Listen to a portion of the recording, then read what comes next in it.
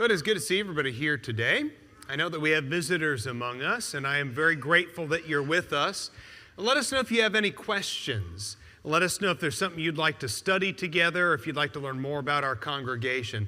One of the things that you can do in our congregation, don't start reading yet. Everyone's reading. Don't read yet. I'll read it for you.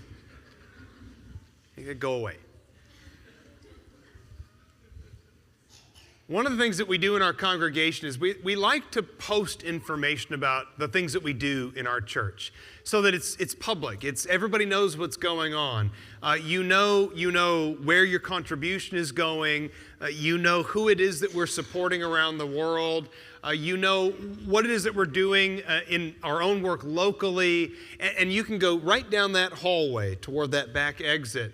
And on the right side, there's all these letters that are posted of the numerous men that we support around the world in their preaching work that they're doing. A lot of people domestically as well as around the world. And so we will frequently get, hopefully we get on a regular basis, letters from these preachers, and they fill us in on how things are going. And I hope that you take the time every now and then to read those letters. Just kind of familiarize yourself with who it is that we support and the work that they're doing. Some of them are working under really trying circumstances, and so some of the letters are not as pleasant as other letters. There are letters about struggles in a community, struggles or conflict within a church, sometimes even struggles in their health or the health of their family members. And I want to share a letter with you this morning. I'll go ahead and read it in its entirety. I know that's very small language, I get that, but let me go ahead and read this letter in its entirety. To the elders, deacons, and members of the East Shelby Church of Christ, this report will likely be short because of the current trial that I'm going through. I know you've heard things were going poorly here, but I'm not sure you've been told everything. First, I am writing from the county jail because of the accusations brought against me by those who know nothing about our beliefs. They believe in some way or assume I'm some kind of domestic terrorist or an anarchist trying to bring down the government.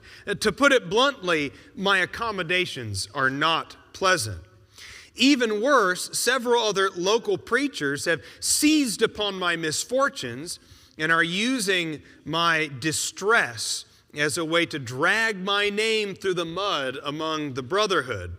One of them even mused online recently that the only baptizing I'll be doing anytime soon is the dirty laundry in cell block A. Honestly, there are days I just wish I would die already. If Jesus doesn't have use for me, I might as well not even be alive. Maybe my friend Tim will come to you at some point and explain things more clearly. Nobody else will, that's for sure. I basically don't have anybody on my side anymore.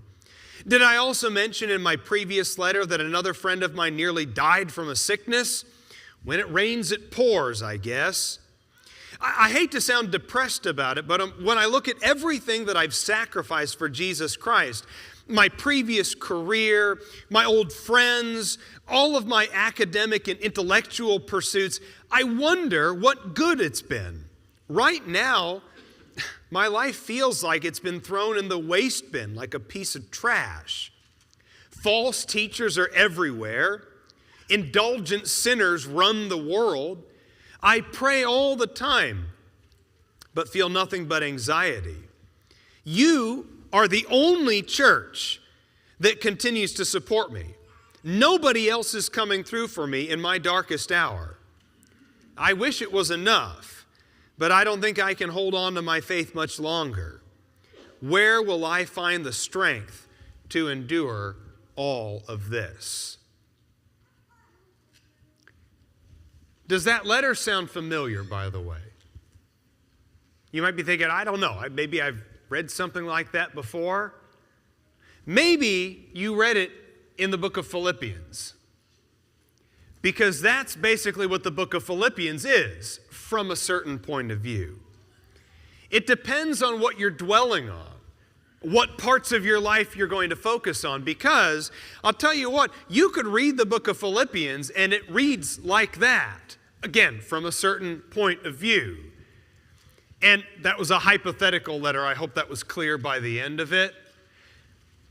But we think of Philippians as being this like really, really cheery book. You know, it's the happiest book. It's the only letter that Paul wrote where he has nothing bad to say about the church that he's writing to. No criticism. It's a happy book about joy and contentment. And actually, let me walk you through the book of Philippians. If you don't mind, open up Philippians and let's read about Philippians. Let's read here. First of all, Paul is imprisoned in verse 7. It's only right for me to feel this way about you because I have you in my heart since both in my imprisonment. So he's in prison. He's in a jail cell because of his stand for the gospel. Not only that, but this current trial of his being imprisoned is being used by hypocritical preachers out there to drag his name through the mud and cause him jealousy. He says down in verse 16, now the latter do it out of love, knowing that I'm appointed for the defense of the gospel. Or verse 15, some to be sure are preaching Christ even from envy and strife. And he says that they do it in verse 17 out of selfish ambition rather than from pure motives, thinking to cause me distress in my imprisonment.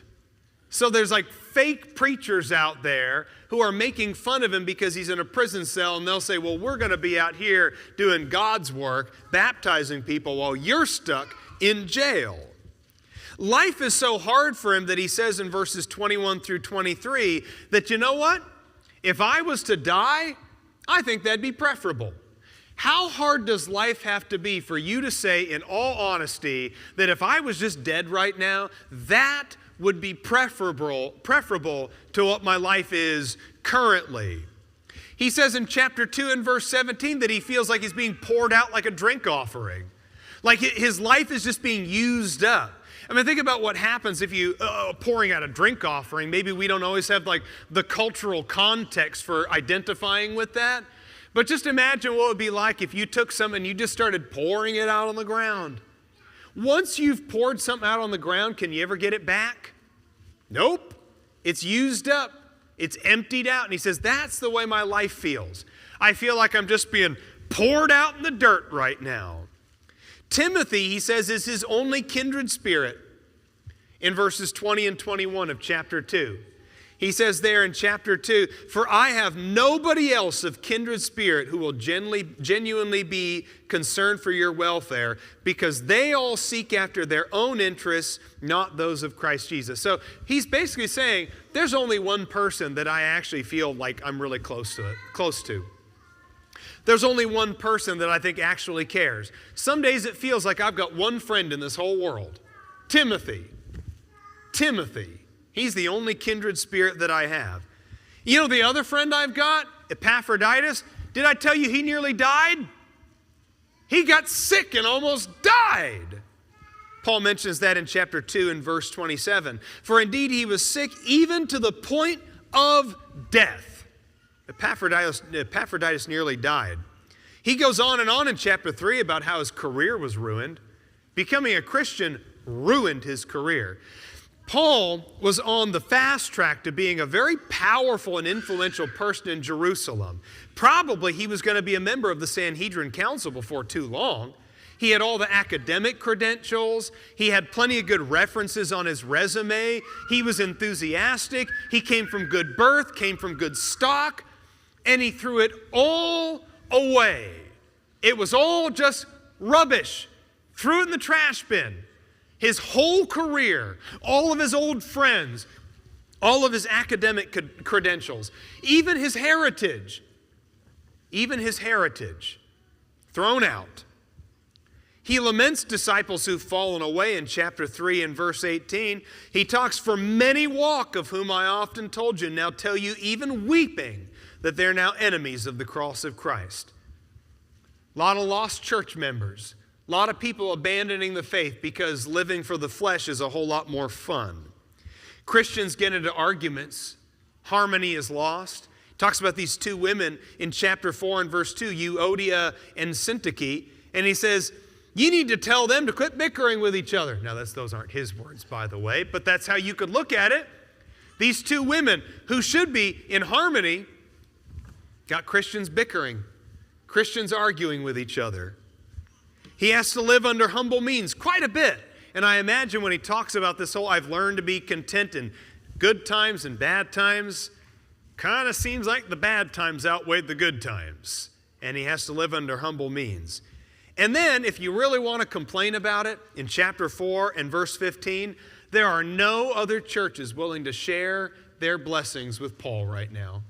No other churches shared with me in this matter of giving and receiving, but you alone. He had one church out of, dozens that he helped start for the most part.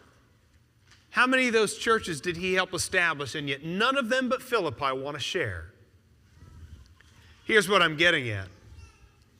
If you want to look at the book of Philippians from that point of view, there is plenty to complain about.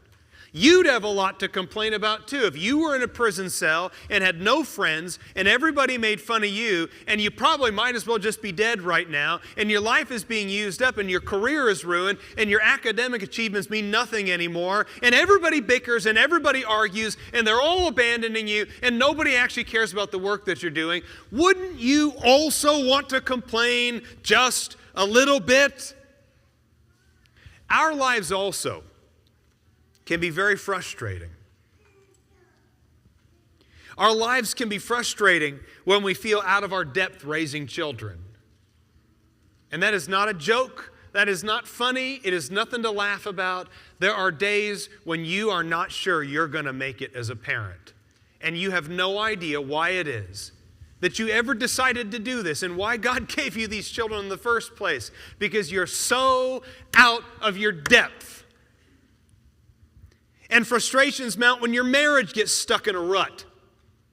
And every day just feels kind of the same as every other day. And life falls into a cycle of conflict and then uneasy repression. Because it's just easier to say nothing at all than to pick at the scab that your marriage has become.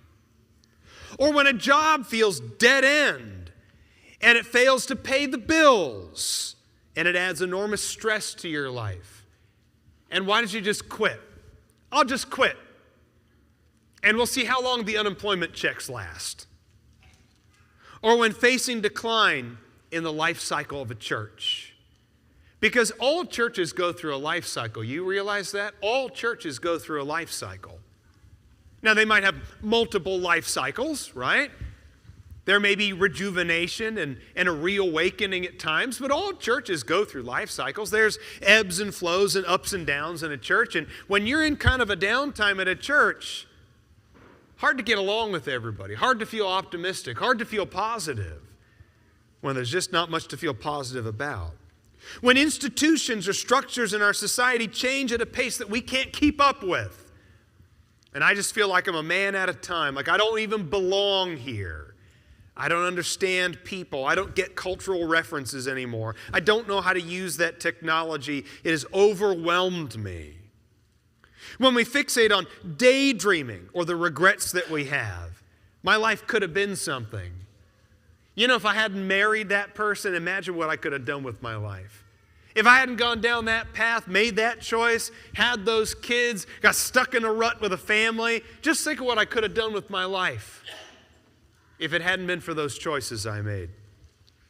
When we face month after month or year after year of bad health, and your life just feels like nothing but medications and doctor's visits, does life get frustrating when you're under any of these circumstances? It sure does. And that's how the book of Philippians could have been written. Because Paul had all of the reasons to just whine and complain. That is what Philippians could have been if Paul had wanted it to be.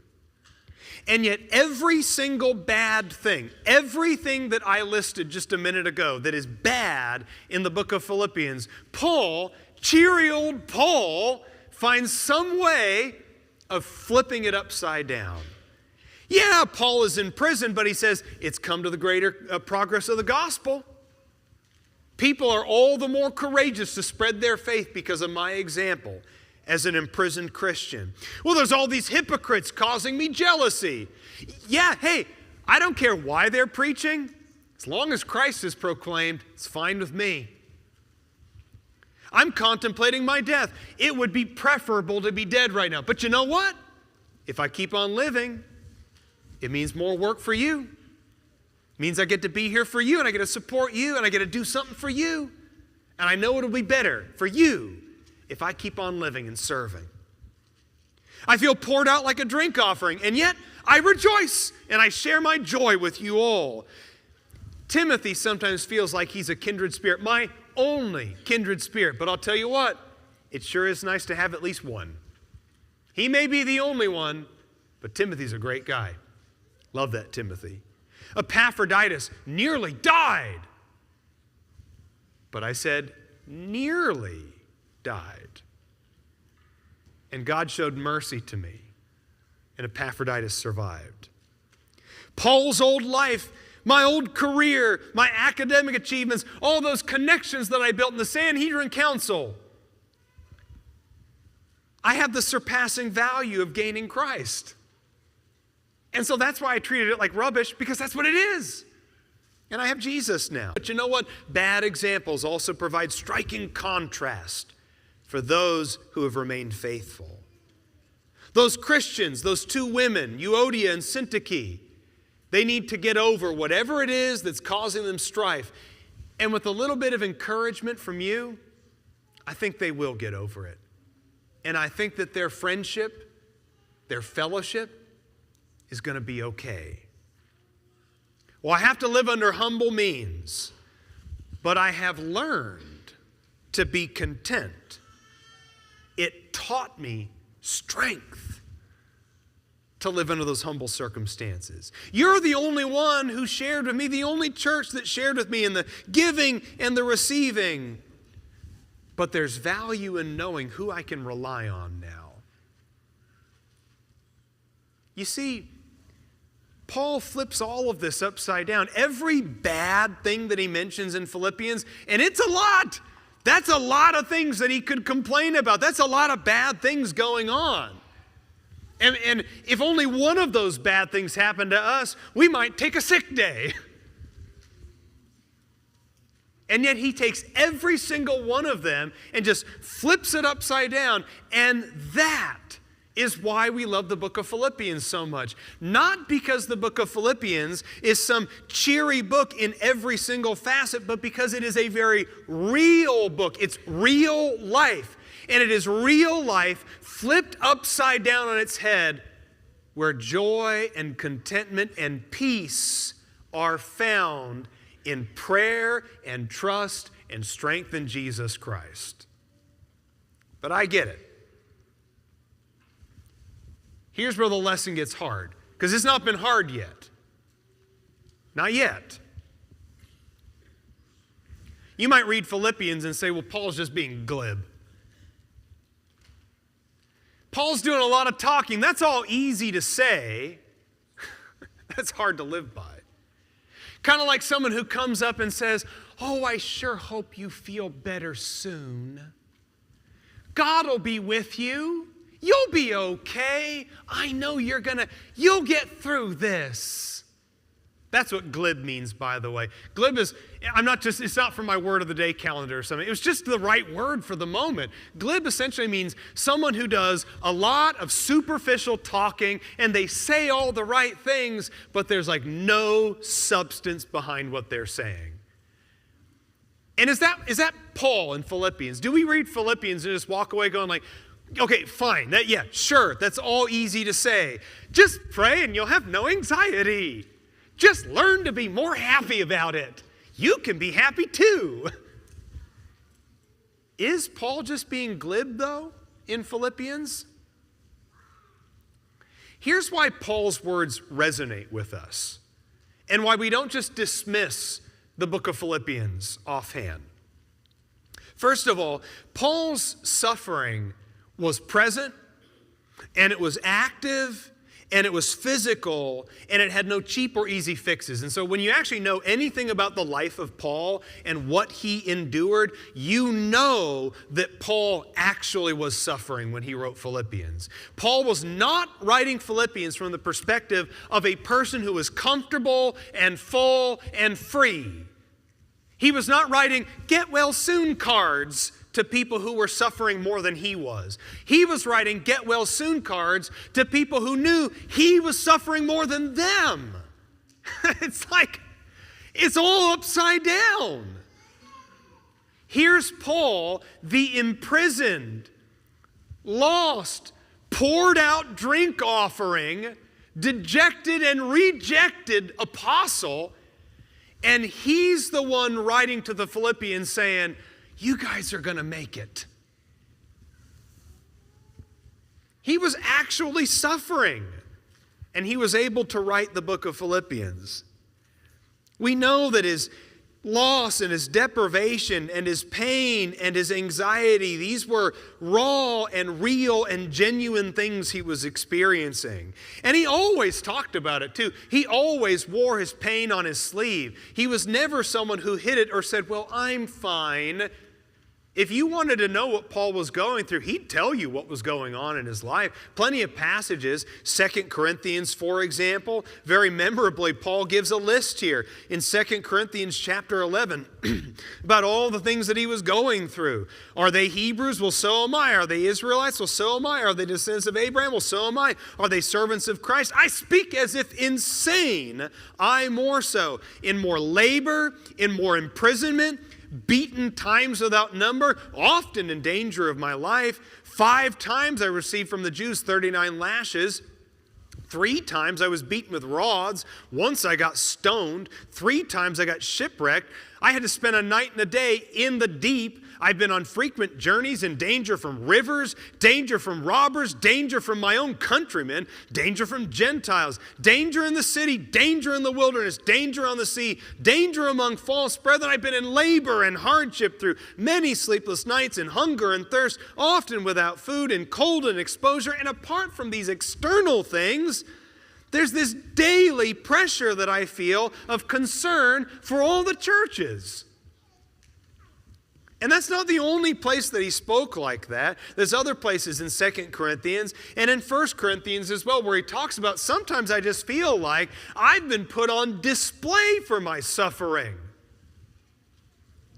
Like you're going through a museum and you got all the animals, in the jars and everything, the specimens in the jars. He feels like he's been put on display as an example of suffering and hardship.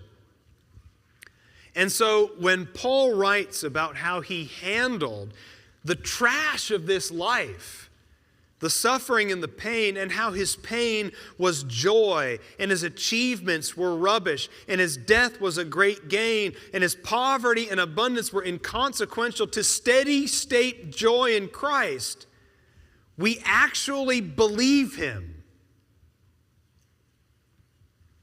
And so he writes in Philippians chapter 4. And probably what most would think is the peak of this book, in Philippians 4, beginning in verse 4. Rejoice in the Lord always. And again, I say rejoice. He repeats it as if we have a hard time believing that, because we do. Rejoice in the Lord always may get a little scoffing from people. Always? Okay. A bit of an exaggeration there, Paul. Again, I say rejoice. He's driving it home to make sure you know he's not just talking. Let your forbearing spirit be known to all men. The Lord is near. He's in a prison cell. He's in Philippi. He's in the countryside of Macedonia. He's on the sea when you're on a ship. He's there. The Lord is near, and that is a reassurance as we go through the difficult times of this life. So be anxious for nothing. Do we take that seriously? I mean, we're talking dictionary definitions here, right? What does nothing mean? I haven't looked it up recently, but as far as I know, nothing means nothing. Be anxious for nothing. But in everything, by prayer and supplication, with thanksgiving, let your requests be made known to God. We sum up that verse a lot of times by saying, be anxious about nothing, pray about everything. I think it's a perfect way of putting it. Be anxious about nothing, pray about everything. That doesn't mean God's going to relieve everything. You think Paul prayed in that dark, dank prison cell of his? You think he prayed a time or two that he might get out of that prison cell? Would he have preferred to be out of that prison cell? Of course. But he prayed. And because he prayed, he was anxious about nothing. Because it goes back to what he said in chapter 1. If I live or I die, I'm fine either way. I mean, I'm here on a ship and we're tossing and turning, like what we studied with Lee a few weeks ago from the book of Acts. I'm tossing and turning. We're throwing the cargo overboard because we think we're going to sink and die. And there's Paul praying. Because for him, it's just a matter of, well, if I drown, that's fine. I get to be with the Lord. And all this labor is done. And I don't have to get up tomorrow and face whatever it is, whatever challenges were going to come my way. But if I live, then great. I guess it means fruitful labor. It means I get to keep serving other people, loving other people, working for other people. And that's good. And I have a feeling that God still has purpose for me, so I'm probably not going to die today. As long as God still feels like I'm useful to him. So we are anxious for nothing, but in everything, by prayer and supplication with thanksgiving, let your requests be made known to God. And verse 7, the peace of God, not the happiness of God. Happiness and joy and peace are different things. Maybe I've shared this with you in the past. He talks about contentment later on in the chapter. Joy, right? We think of those words like joy and contentment and peace. Those are not the same thing as happy. I have a definition for happiness versus joy, because I get that they're subtle in the English language, happy versus joy. Let me give you my working definition of the difference between happy and joy. And you start to understand what Paul means when he says, I've learned to be content in every circumstance. Happiness is the emotional response to things from the outside coming in. I'm happy because the sun is shining. I'm happy because my favorite sports team won. I'm happy because we went out to eat and I'm eating really nice food. So happiness is what you get from outside stuff coming in. Joy or contentment is what you get from the inside out, because of the truths that you hold in faith. Because I believe in the resurrection, not just of Jesus, of my own resurrection later. Because I believe in the witness of Scripture. Because I believe in the power of God. Because of the truths that I hold within myself. Joy emanates from the inside out and is not impacted by superficial things. And there's nothing wrong with happiness. You can be happy because it's a beautiful day outside. You can be happy because your sports team won. There's nothing wrong with being happy, but don't mistake happiness, which is always contingent on outside factors, with joy that can be steady state and constant, because truth that we believe in and hold dear is constant. That is why Paul could learn to be content in every circumstance. That is why he was so joyful. And that is why the peace of God guards our hearts and our minds, he says in verse 7. So finally, and this is the end of the lesson too. Finally, brethren, whatever is true, whatever is honorable, whatever is right, whatever is pure, whatever is lovely, and whatever is of good repute, if there is any excellence, and if anything worthy of praise, then let your mind dwell on these things.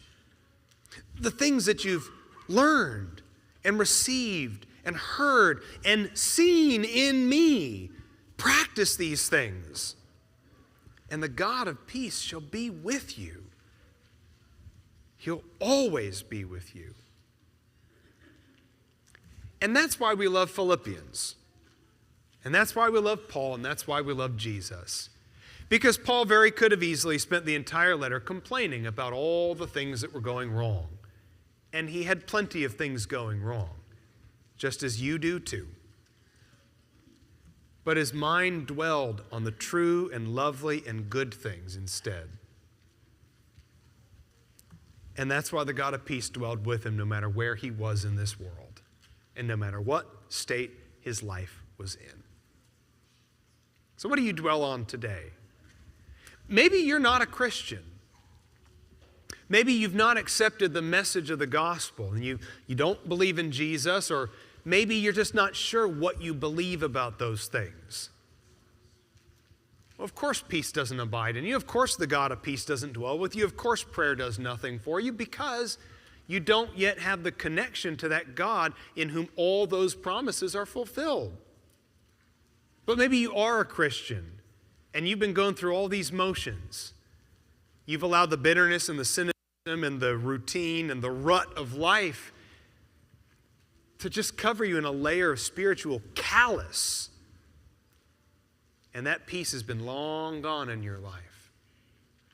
I hope that something I've said today has gotten through that tough exterior. Something that we've looked at in the scriptures today has touched your life in such a way to motivate you to make a change of some kind, to crack the door open and to let the fresh air and sunshine of God back in.